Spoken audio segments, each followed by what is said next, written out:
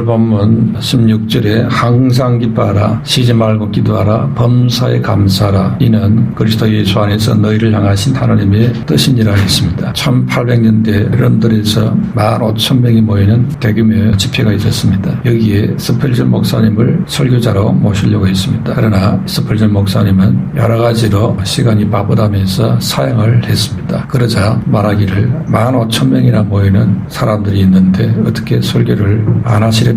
이렇게 반문을 했습니다. 그러자 목사님은 15,000명이나 모이는 것이 문제가 아니라 거기에 하나님의 뜻이 있느냐가 더 중요한 문제입니다. 이렇게 대답을 했습니다. 이렇게 우리가 예수님을 구주로 믿고 하나님을 사랑하는 사람은 누구든지 하나님의 뜻이 어디 있느냐, 이것이 아주 중요한 것입니다. 사람의 뜻을 하나님의 뜻으로 바꿔서 그렇게 얹어서 말을 할 수가 있습니다. 그것은 사람의 뜻인데 마치 하나님의 뜻인 것처럼 그렇게 포장을 할 수가 있습니다. 이런데 우리가 잘 분별을 해야 되고 우리 스스로도 그런 함정에 빠지지를 말아야 됩니다. 하나님의 뜻이라고 말만 갖다 붙이면 다 되는 줄 알고 하면은 실수할 수 있습니다. 우리 사람은 달면 받아들이고 쓰면 뱉는 이런 약점이 있습니다. 그렇기 때문에 하나님 섬길 때도 그런 자세를 하면은 잘못될 수 있는 것이지요. 그래서 하나님의 뜻이라면은 혹 내게 손해가 되고 고통이 온다 하더라도 나는 하나님의 뜻에 절대 순종하겠다, 이런 자세가 돼야 하나님은 우리를 올바른 길로 인도해 주시는 것입니다. 예수님께서 우리에게 뭐라고 했습니까? 누구든지 나를 따라오려면은 자기를 부인하고 나를 쫓아라 했습니다. 나라는 게 주님을 제대로 따라가는데 방해가 된다는 것이지요. 주님을 따른다고 하면서도 사실은 자기 생각, 자기 주장을 그대로 갖고 따르면서 이게 주의 뜻이다, 이렇게 할 수 있다는 겁니다. 그러니까 우리가 조심을 해야 하는 것입니다. 그래서 자기를 부인하고 자기 뜻을 다 내려놓고 하나님의 뜻을 따라가는 믿음의 사람이 되시기를 축원합니다. 자기의 뜻을 내려놓는다는 것이 쉬운 일이 아닙니다. 자기 뜻을 내려놓는다는 것은 나 자신을 포기한다는 것인데 이게 말처럼 쉽지가 않습니다. 예수님은 겟세마네 동산에서 기도할 때에 누가복음 22장 42절에 이르시되 아버지여, 만일 아버지의 뜻이거든 이 잔을 내게서 옮기시옵소서. 그러나 내 원대로 마옵시고 아버지의 원대로 되기를 원하나이다 했습니다. 예수님조차도 당신 자신의 뜻을 내려놓고 아버지의 뜻을 따라가는 그것이 간단한 문제가 아니기 때문에 많이 기도했던 것입니다. 그러므로 하나님은 그게 하나님의 뜻이라는 것을 우리로 하여금 알게 해주셨을 때는 우리가 그것을 신중하게 해서 따라가야 하는 것입니다. 하나님께서 그게 하나님의 뜻이라는 것을 우리로 하여금 알게 하려고 어떨 때는 우리로 하여금 좌절시킬 때도 있습니다. 그래야 내 뜻을 포기할 수 있으니까. 그래서 우리가 세상 살아갈 때에 내가 원하는 바가 어떨 때는 잘 안 이루어질 때가 있어요. 이걸 원하는데 그게 안 이루어지고 다른 게 자꾸 이루어지니까 힘이 듭니다. 그래서 좌절이 자꾸 와요. 이런 좌절을 주시는 이유 중에 하나님의 뜻을 확실하게 하기 위해서입니다. 그런 과정이 다 내 뜻을 버리고 포기시키는 과정입니다. 그러니까 왜 이상하게 기도 응답 안 되나, 왜 제대로 잘 안 풀리나, 너무 그렇게 단편적으로 생각할 것이 아니고 하나님 뜻이 어디 있을까, 이런 식으로 질문을 하고 따라가면은 됩니다. 하나님의 뜻을 이루기 위해서 나에게 포기할 것을 포기하고 내려놓을 것을 내려놓고 맞습니다. 또 보아야 될 것을 보고 이런 것을 하기 위해서 주님이 나를 때로는 좌절도 시키시는구나, 이러면서 나가야 합니다. 그렇기 때문에 우리가 내 뜻을 버리고 주의 뜻을 따라간다는 것이 이게 어려운 일인 것입니다. 어떨 때는 내가 처절하게 깨달아야만 알게 되는 일이 생길 수 있기 때문에 어렵다는 것이죠. 이렇게 우리가 배워야 될 가정들이 많이 있습니다. 알아야 될 것, 배워야 될 것을 제대로 알 때에 진정한 그리스도인이 되는 겁니다. 오늘 본문은 우리를 향하신 하나님의 뜻이 있는데 그것을 분명히 말해주고 있습니다. 하나님의 뜻이 뭐냐? 그것은 항상 기뻐하는 것이다. 그리고 쉬지 말고 기도하는 것이다. 그리고 범사에 감사하는 것이다. 이 세 가지는 큰 의미에서 하나님의 뜻이라는 겁니다. 아니 지금 기도할 마음이 조금도 없는데 지금 무슨 이런 상황에 감사냐? 이런 상황이 된다 하더라도 큰 의미에서는 기뻐하고 감사하고 기도하고 이게 하나님의 뜻이라는 것입니다. 그래서 하나님께서는 오늘 본문을 통해서 우리에게 명령하고 권고하고 있습니다. 우리가 하나님 마음을 분명히 알지 못하면은 고상한 척 하는 삶이 될 뿐인 것입니다. 그렇기 때문에 예배에 나와서 우리가 말씀을 통해 은혜를 받았는데 내 삶은 변화가 오지 않을 수 있는 것입니다. 뭐가 문제겠습니까? 하나님의 말씀을 한 폭의 그림을 감상하는 것처럼 하고 있기 때문에 문제입니다. 감상만 한다고 내게 축복이 들어오는 것은 아닌 것입니다. 중요한 것은 하나님의 뜻을 제대로 아는 것입니다. 기독교는 감상하고 감격하고 눈물 흘리고 이런 게 아니라 이 말입니다. 또 고상한 척하는 것 이것도 아는 것입니다. 우리 기독교는 하나님의 뜻을 알고 알았으면 행하는 것입니다. 순종하는 것입니다. 그래서 예수님이 산상수훈에서 마태복음 7장 22절에 그날에 많은 사람이 나더러 이르되 주여 주여 우리가 주 이름으로 선지자 노릇하며 주 이름으로 귀신을 쫓아내며 주 이름으로 많은 권능을 행하지 아니하였나이까 하리니 했습니다. 왜 하나님은 이런 대단한 사람들을 외면하겠습니까? 아버지의 뜻이 무엇이냐 여기에서 문제가 왔기 때문입니다. 마태복음 7장 21절에 나더러 주여 주여 하는 자마다 다 천국에 들어갈 것이 아니요 다만 하늘에 계신 내 아버지의 뜻대로 행하는 자라야 들어가리라 했습니다. 이렇게 하나님의 뜻이 중요합니다. 그러면 일상생활에서의 하나님의 뜻이 무엇이냐? 오늘 본문에 보편적인 하나님의 큰 뜻이 있다 이거죠. 그 첫 번째가 항상 기뻐하는 것이 하나님의 뜻입니다. 이것은 조건적인 기쁨을 말하는 게 아닙니다. 기쁜 일이 있는데 기뻐한다. 다 할 수 있습니다. 이 기쁜 일이 아닌데 어떻게 이걸 기뻐하느냐? 그건 아무나 못합니다. 우리 예수 믿는 사람만이 할 수 있습니다. 그러므로 이 기쁨은 하나님과의 교제를 통해서 오는 기쁨입니다. 여기서 하나님과 교제에서 오는 이 기쁨은 세상의 기쁨하고 다른 기쁨이라는 겁니다. 세상에 어떤 조건이 충족되면 기쁨이 옵니다. 그런데 주님이 주시는 기쁨이라는 것은 세상 조건으로 오는 그런 기쁨하고 차원이 다르다는 것이지요. 이 기쁨은 하나님을 알므로써 오는 그런 기쁨인 것입니다. 세상 기쁨은 하나님을 기쁘게 하는 그런 기쁨이 아니고 나를 기쁘게 하는 그런 기쁨이지요. 그러나 하나님이 우리에게 주시는 그 기쁨은 기쁨의 초점이 어디가 있냐니까 하나님을 기뻐하는 거기에 다 초점이 가 있습니다. 하나님이 기뻐하는 것이다 이렇게 믿어질 때 이제 그게 내게 기쁨이 되는 것입니다. 초점이 나에게 있는 게 아니고 하나님께 가 있는 것입니다. 그렇기 때문에 오직 하나님 안에서 기쁨을 찾는 것이 되는 것입니다. 그러므로 하나님을 즐거워하는 즐거움을 찾아야 하는 것입니다. 그것이 하나님의 뜻입니다. 요즘 전염병이 돌고 또 경제적으로 압박이 오고 여러 가지 좋은 소식이 별로 없습니다. 그런데도 우리가 주님께 나와서 예배하면서 기뻐하는 것은 하나님을 기뻐하는 겁니다. 앞으로 좋은 일이 별로 안 생길 것 같다 이렇게 비관적인 분위기가 팽배해 있다 할지라도 우리는 하나님을 기뻐하기 때문에 하나님을 믿기 때문에 그래서 기뻐할 수 있는 것입니다. 이런 기쁨은 세상을 초월하는 세상 사람의 수준을 뛰어넘는 그런 기쁨인 줄로 믿습니다. 그래서 여호와를 기뻐하는 것이 우리의 힘이 된다 했습니다. 느헤미야 8장 10절에 이 날은 우리 주의 성일이니 근심하지 말라 여호와로 인하여 기뻐하는 것이 너희의 힘이니라고 했습니다. 세상이나 사람으로 인한 기쁨은 견고하지 않습니다.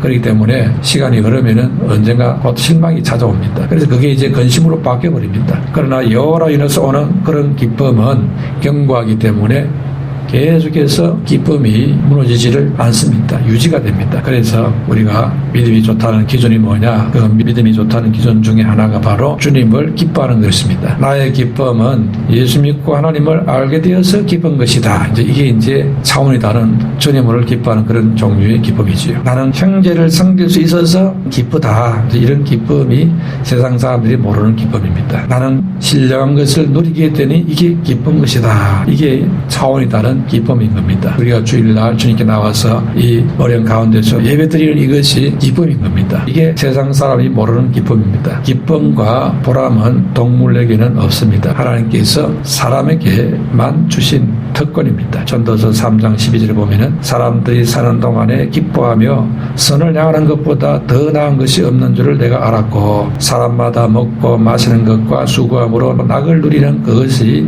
하나님의 선물인 줄도 또한 알아도다 했습니다. 이게 먹고 마시고 수고하면서 기쁨을 누리고 낙을 누리고 이게 하나님의 선물이라는 것입니다. 그런데 우리에게 오늘 본문에서 항상 기뻐하라 했습니다. 여기서 말하는 항상이라는 것은 모든 일은 의미가 있습니다. 그러므로 모든 상황에서 기뻐하라는 겁니다. 그러니 기쁠 때에도 기뻐하고 슬플 때에도 기뻐하고 고달플 때도 기뻐하고 하라는 겁니다. 말이 안 되는데 싶은데 하나님께서는 말이 되니까 기뻐하라. 왜? 하나님을 기뻐하면 그게 된다는 것입니다. 왜? 하나님은 슬픈 일도 고달픈 일도 다 초월해 계신 분이기 때문에 그게 된다는 것입니다. 그걸 합력해서는 이룰 수 있는 분이시기 때문에 그게 된다는 것입니다. 그런 줄로 믿습니다. 그러니 하나님을 알면은 그렇구나, 우리가 차원이 다른 기쁨을 누릴 수 있게 되는 것입니다. 그런데 모든 상황 속에서 항상 기뻐하는 이것이 과연 가능하냐? 사업이 망했는데 어떻게 기뻐하느냐? 아니, 부모님이 지금 돌아가셨는데 어떻게 기뻐할 수 있느냐? 자녀가 크게 다쳤는데 어떻게 기뻐하느냐? 누구를 지금 시험하느냐? 이럴 수 있습니다. 슬퍼하고 낙담하는 그것이 사람의 본래의 모습이고 어떻게 보면 자연스럽습니다. 그런 상황에서 기뻐한다? 이 사람 제정신이냐? 이상한 사람 아니냐? 이렇게 딱 오해되게 되어 있습니다. 그런데 왜 바울은 우리 보고 모든 상황에서 항상 기뻐하라 이 말을 했겠습니까? 그 해답이 바울이 로마 감옥에 있을 때에 빌립보 교회에 보낸 편지 속에 있습니다. 빌립보 4장 4절에 주 안에서 항상 기뻐하라, 내가 다시 말하노니 기뻐하라 했습니다. 바울은 감옥에 갇혀 있는데 이게 지금 기쁜 상황이 아닙니다. 조건이 열악하고 힘듭니다. 그런데 거기에서 기뻐하라 했습니다. 그 기뻐하는 이유 중에 하나가 감옥에 있는데도 복음이 전파된다. 그러니 기뻐할 일이다. 이러면서 기뻐한다 했습니다. 그리고 감옥에 있으면서 비천함과 어려움이 있지만은 그래도 기쁘다. 비천함과 열악한 환경이 있지만은 그러나 더 중요한 복음이 전파되니 이게 얼마나 기쁜 일이냐 이렇게 보았습니다. 이렇게 바울은 그리스도인으로서 그 외에도 많은 고난을 받았습니다. 고린도서 11장 23절에 오기도 갇히고 매도 수없이 맞고 여행하면서 강과 바다와 강도와 광야와 동족의 위험과 굶주리고 춥고 헐벗었다 했습니다. 이렇게 바울이 고난을 많이 당했는데도 바울은 기뻐했다는 겁니다. 어떻게 그런 어려움을 당하는데 기뻐할 수 있었느냐? 빌립보 3장 14절에 표대를 향하여 그리스도 예수 안에서 하나님이 위에서 부르신 부름의 상을 위해서 달려가노라 했습니다. 주를 위해서 복음을 위해서 내가 고생을 하고 있으니까 이것은 하나님께서 천국에서 내게 상을 주실 것인데 그 상이 막 자꾸 쌓여가니 이게 기쁜 일이 아니냐는 것이죠. 미래 천국을 바라보는 이런 영안을 열고 보니까 현재 고난이 이게 다 내게 좋은 일이라 이렇게 깨달아졌습니다. 이렇게 바울의 가치관은 빌립보 3장 7절에 그러나 무엇이든지 내게 유익하다는 것을 내가 그리스도를 위하여 다 해로 이길 뿐더러 그 안에서 발견되려 함이니 내가 가진 의는 율법에서 난 것이 아니요 오직 그리스도를 믿음으로 말미암은 것이니 곧 믿음으로 하나님께로부터 난 의라 했습니다. 이런 가치관을 갖고 있었습니다. 그러니 바울의 최종 목표는 하늘나라였습니다. 빌립보 3장 20절 말씀처럼 우리의 시민권은 하늘에 있는지라 했습니다. 바울의 최고의 목표와 보람과 가치는 영원한 천국에 있었습니다. 천국 하늘나라를 기준으로 해서 보게 되니까 현재의 고난이 아니고 이 고생이 오히려 천국에서 내게 아주 복되게 만들어주는 재료가 된다. 그러니 이 얼마나 가치 있는 일이냐, 이거는 사서 해야 될 일이다, 이런 생각을 가진 겁니다. 우리는 믿음이 없을 때는 주여 내가 이렇게 고생을 합니까? 죽겠습니다, 빠져나오게 해주시옵소서, 이런 기도를 하는데 믿음이 생기고 바울같이 천국을 바라보는 영안이 열리게 되니까 이게 축복이다, 이게 귀한 것이다, 소중한 것이다, 보람된 것이다, 이렇게 다 바뀌어졌습니다. 이런 바울의 가치관처럼 우리는 세상 것을 보고 단편적으로 울고 웃을 것이 아니라 영원한 천국을 바라보면서 푯대를 삼고 오히려 모든 것에 기뻐하고 보람되게 여기고 하나님께 영광을 돌리는 신앙이 되시기를 축원합니다.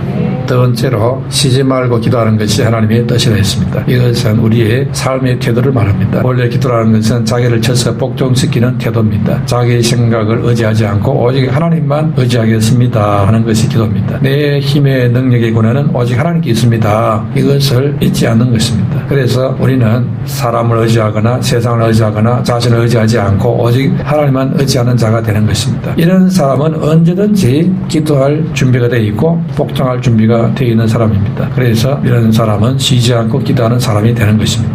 믿음의 사람은 무슨 일을 하든지 자기의 의를 생각하거나 자기를 의지하거나 이렇게 하지 않고 주님을 의지하는 사람입니다. 그래서 우리는 항상 주님 앞으로 나아가야 하는 것입니다. 기도는 나와 주님과의 만남입니다. 그래서 주님과 나와 이 만남을 통해 대화를 하는 시간이 기도하는 시간입니다. 주님과 대화하고 아뢰는 시간이니까 이 시간이 아주 소중한 시간입니다. 그렇기 때문에 기도 속에 기쁨이 있고 또 기도할 때 다른 곳에서 얻을 수 없는 평안도 있는 것입니다. 그런 비밀이 있습니다. 그래서 바울은 에베소 6장 18절에 항상 기도와 간구를 하고 무시로 성령 안에서 쉬지 않고 기도하라 거문했습니다. 기도는 부요하신 주님과의 만남이기 때문에 우리가 기도할 때에 우리의 영혼이 부요해지고 생활이 부요해집니다. 또 기도는 하나님의 긍휼을 여는 열쇠이기 때문에 사단의 침입을 막아버립니다. 그래서 하나님의 은혜가 임하게 되는 것입니다. 그래서 사단은 사람들에게 어떻게 하든지 기도를 빼앗아 가려고 애를 씁니다. 세무엘 차드 위크라는 사람이 이렇게 말했습니다. 사단의 한 가지 관심은 사람들이 기도하지 못하게 하는 것이다. 악마는 기도 없는 성경 공부, 기도 없는 봉사, 기도 없는 종교의식에 안심을 한다. 악마는 우리의 수고를 비웃고 우리의 지혜를 조소하지만 우리가 기도할 때 떤다 했습니다. 그렇습니다. 마귀는 우리가 기도 안 하는 신앙이 되도록 우리를 유도를 하지요. 그러므로 우리는 속지 말아야 됩니다. 그렇기 때문에 17절 말씀처럼 쉬지 말고 기도하라 한 것이지요. 24시간 기도하는 중심을 가져야 되는 겁니다. 24시간 입술을 움직여 기도하라는 이런 말의 의미가 아니고 24시간 기도하는 마음으로 살아가라 그런 뜻입니다. 그러면은 꿈속에서도 문제 생기면은 기도가 자동으로 되어지고 그런 중심이 되라 이 말이지요. 그래서 쉬지 말고 기도하라는 겁니다. 늘 하나님과 동행하는 자세로 하라는 것이지요. 기도는 하나님과 대화하는 것이고 영적인 호흡이고 은혜 받는 통로가 됩니다. 기도를 잘하는 것은 쉼 없이 말하는 것이 아닙니다. 기도를 잘하는 것은 하나님과 소통을 잘하는 겁니다. 그래서 기도는 일방적으로 막 쏟아붓고 말을 하고 이런 게 아닙니다. 우리가 쉬지 말고 기도하라 이 말은 쉼 없이 주님과 대화하는 자세로 살아가는 것입니다. 이게 바로 기도인 것입니다. 그러니까 기도는 혼자 막 쏟아 부어 버리고 아멘하고 끝내버리고 기다리고 되나 안 되나 두고 보자. 응답이 오나 안 오나 보자. 이런 기도는 그 기도를 오해한 겁니다. 그런 기도는 얼마 안 가서 기도가 힘을 잃고 말지요. 이런 기도는 내 소리만 실컷 하고 가버리니까 이거는 하나님 앞에 무슨 스트레스 풀으러 온 것도 아니고 그렇게 일방적으로 해버리면은 이게 기도가 아니라는 겁니다. 기도는 하나님과 교제하는 것이고 대화하는 것입니다. 그러므로 삶의 매 순간마다 주님께 묻고 주님의 뜻을 분별하면서 살아가라는 것이지요. 기도는 하나님의 뜻을 묻는 것입니다. 그리고 그 뜻을 알게 됐다면은 이제 그대로 살 수 있는 힘을 구하는 겁니다. 왜냐하니까 하나님의 뜻을 알게 되면은 당장 행할 수 있는 힘이 있는 사람은 거의 없거든요. 그러니까 이제 예수님처럼 그걸 놓고 기도하는 거죠. 우리의 기도가 주시옵소서 주시옵소서 이런 기도보다도 하나님의 뜻을 알고 나서 하나님의 뜻을 순종하게 달라고 힘을 달라고 주님의 뜻을 이제 따를 수 있게 해달라고 하는 겁니다. 이런 기도가 이제 자꾸 기도가 업그레이드가 되는 겁니다. 이 기도를 제대로 하는 사람이 기도의 흐름이 그렇게 흘러간다는 것입니다. 게세마네 동산에서 예수님의 기도가 당신이 원하는 것을 들어달라고 처음에는 그렇게 지나가게 해주시옵소서 이렇게 기도를 했지요. 그런데 계속 기도하다가 이제는 아버지 뜻을 알고 나니까 아버지 뜻대로 되기를 원합니다. 그러면서 아버지 뜻대로 이 잔을 질 수 있게 해달라고 이 잔을 감당하게 해달라고 합니다. 이렇게 기도를 통해서 하나하나 이제 한 단계 한 단계 밟아서 나아가는 것입니다. 그러므로 쉬지 말고 기도하는 것은 삶 속에 하나님과 채널을 맞추고 살아가는 것입니다. 에녹처럼 사무엘처럼 다니엘처럼 그렇게 하는 것이 기도인 것입니다. 그런데 이렇게 하나님과의 관계를 유지하기 위해서 일반적인 기도 시간을 정해놓고 하는 것도 좋습니다. 정시 기도 시간을 유지하는 것이 기도의 흐름을 지킬 수 있게 되는 것입니다. 그래서 예수님도 아침과 저녁에 기도 시간을 정해놓고 기도를 했습니다. 다니엘도 죽을 줄 알았지만은 기도 시간을 딱 정해놓고 했습니다. 이렇게 쉬지 말고 기도하는 성도가 되어서 하나님의 뜻이 무엇인지를 분별하고 그렇게 사는 힘을 공급받게 되시기를 축원합니다. 마지막 세 번째로 범사에 감사하는 것이 하나님의 뜻이라 했습니다. 범사라 이 말은 슬플 때든 기쁠 때든 좋을 때든 나쁜 때든 상관없다 이 말입니다. 그러니까 어떤 상황에도 감사하라 이 말입니다. 내가 보기에 나쁘게 보이는 것도 실은 저게 유익하게 될 것이다 이렇게 믿고 감사하라 이 말이지요. 또 실제로 내가 볼 때 안 좋게 보이는 건데 하나님 볼 때는 유익한 게 있거든요. 그런 게 참 많습니다. 보통 이게 쓴 약은 우리에게 좋은 거잖아요. 로마서 8장 28절에 우리가 알거니와 하나님을 사랑하는 자고 그 뜻대로 부르심을 입은 자들에게는 모든 것이 합력하여 선을 이루느니라 했습니다. 그러니 아무리 슬픈 일 아픈 일을 당해도 우리는 믿음의 눈으로 보아야 됩니다. 그러면은